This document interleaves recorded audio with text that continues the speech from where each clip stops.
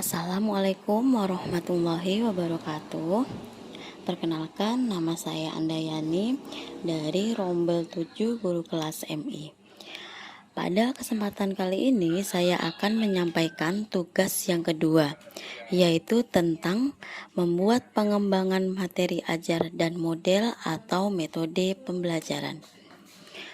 Pada kesempatan kali ini, kita akan membahas bagaimana cara mengembangkan model media pembelajaran dengan menggunakan teknologi. Teknologi tersebut misalnya audio, contohnya kaset, visual, gambar, dan audiovisual yaitu video. Mengapa kita sebagai guru harus terampil dalam menggunakan teknologi? Hal ini karena dengan menggunakan teknologi dalam proses KBM atau kegiatan belajar mengajar, maka akan menarik minat dan perhatian siswa, sehingga siswa tertarik untuk mempelajari apa yang kita sampaikan, sehingga tujuan pembelajaran yang kita sampaikan diharapkan mudah tercapai. Berikut saya tampilkan template penjabaran, yaitu tujuan pembelajaran dan materi pembelajaran mata pelajaran tematik kelas 4 semester 1. Saya mengambil tema 3 yaitu peduli terhadap makhluk hidup. Di sini saya menjelaskan awalnya yaitu kompetensi inti. Kompetensi inti ini ada 4. Di situ yang pertama ada menerima dan menjalankan ajaran agama yang dianutnya. Yang kedua menunjukkan perilaku jujur, disiplin, tanggung jawab, santun, peduli, dan percaya diri dalam berinteraksi dengan keluarga, teman, dan guru.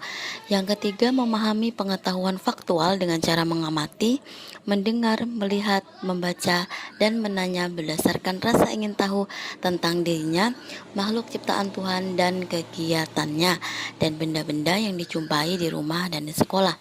Yang keempat, menyajikan pengetahuan faktual dalam bahasa yang jelas dan logis, dalam karya yang estetis, dalam gerakan yang mencerminkan anak sehat, dan dalam tindakan yang mencerminkan perilaku anak bermain dan berakhlak mulia.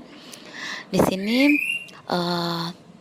dalam tema ini, khususnya dalam pertemuan yang pertama, saya akan mengambil dua muatan mata pelajaran. Yang pertama adalah Bahasa Indonesia, yang kedua IPS. Di sini dalam Bahasa Indonesia, saya mengambil KD 3.3, menggali informasi dari seorang tokoh melalui wawancara, menggunakan daftar pertanyaannya. Nah, IPK-nya adalah mengidentifikasi ciri-ciri pertanyaan yang baik. Kemudian tujuan pembelajaran, peserta didik dapat mengidentifikasi ciri-ciri pertanyaan yang baik melalui penjelasan guru dan pemberian contoh.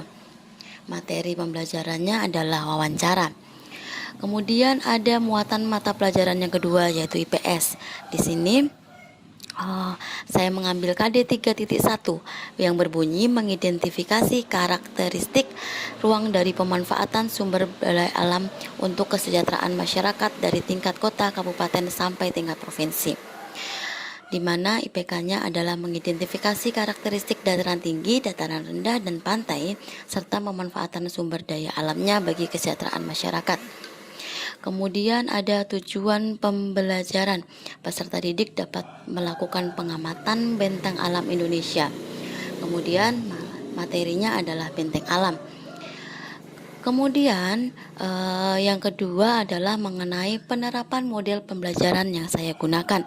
Di sini saya mengambil contoh dari mata pelajaran IPS, muatan IPS pada tema yang sama, tema 3, yaitu di sini saya menggunakan fase model discovery learning dengan langkah-langkah. Yang pertama memberikan stimulus kepada peserta didik, yang kedua mengidentifikasi masalah, yang ketiga penghimpunan data, yang keempat pembuktian data, kemudian yang terakhir adalah menarik kesimpulan. Di sini ada proses berpikir ilmiah secara saintifik, ada mengamati, menanya, mengumpulkan informasi, menalar, dan mengomunikasikan. Di mana mengomunikasikan ini adalah kegiatan interaktif antara guru dan siswa. di mana ada timbal balik antara guru dan siswa dalam proses pembelajaran. Demikian penjelasan singkat dari saya tentang tugas kedua loka karya. Wassalamualaikum warahmatullahi wabarakatuh.